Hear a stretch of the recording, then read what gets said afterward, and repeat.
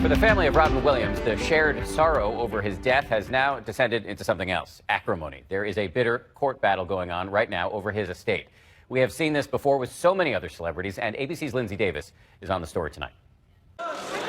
Less than 8 months after Robin Williams' tragic suicide at his home in Tiburon, California, his family is locked in a bitter feud over the late comedian's estate, estimated at around $50 million. But at issue now, 1,200 items that belong to Williams, including valuable collections and personal mementos. The fact that we're in court is not a happy thing for anybody.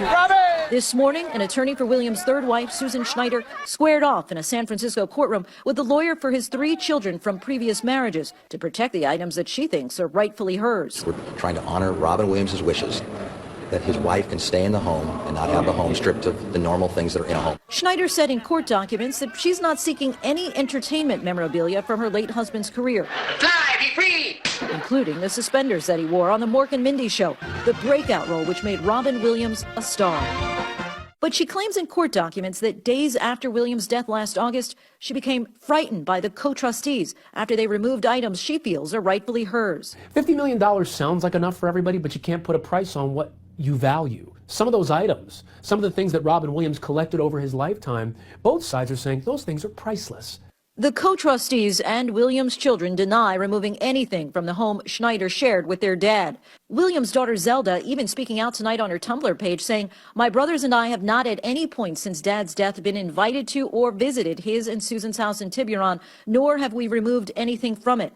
And in court documents, they say their stepmother is adding insult to a terrible injury by interpreting their father's will in a way he didn't intend. His intention was to not have this in the courts. As an intensely private person, Mr. Williams wouldn't have wanted this. Schneider's petition suggests she should have personal items from their home, like the tuxedo Williams wore at their wedding less than 3 years ago. And she asks that his extensive collection of watches be excluded from the list of jewelry that's intended for his children. The art in the walls, the furniture, her wedding presents, those are the things that stay. The other things, such as the Academy Award statue and other items, they clearly go to the kids, as Mr. Williams wanted. She also claims she's entitled to his collections of knickknacks.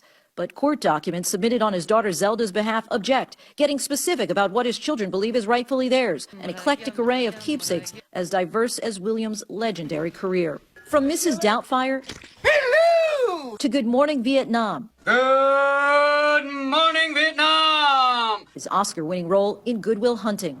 You don't know about real loss, because it only occurs when you love something more than you love yourself. But off-screen, Williams struggled mightily with depression and substance abuse.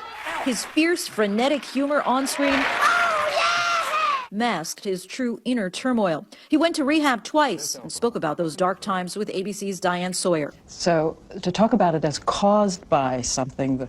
Not caused by anything, it's just there. It's just, it's latent, waits. It lays in wait, and for the time when you think, it's fine now, I'm okay, and then beep. And then the next thing you know, it's not okay. It's not going so well. The substance abuse reportedly cost him his second marriage. But then he got clean for the sake of his children. But the one thing that cleaned me up from that was having a kid.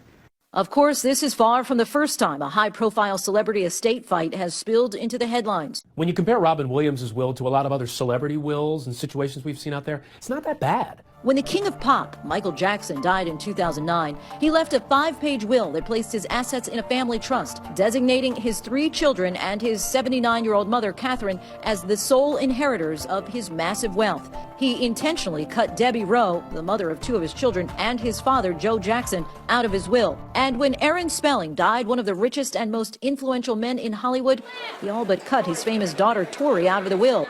The reality star and former cast member of 90210 grew up in her dad's palatial estate, which later sold for $85 million. But shortly before Spelling died, he decided to change his will, dramatically reducing Tori's share of the inheritance. She spoke out about the ordeal with ABC's Elizabeth Vargas. And he said, "You're going to be okay." I made sure. You're getting just under $1 million. To most people, that's a lot of money. It's a lot of money, of course. I think part of me in the back of my head maybe hoped it would be different. The rest of Aaron Spelling's estimated $500 million estate went to Tori's mother, Candy Spelling. At that point, Tori and Candy's rocky relationship turned icy. The two didn't speak after Aaron's death.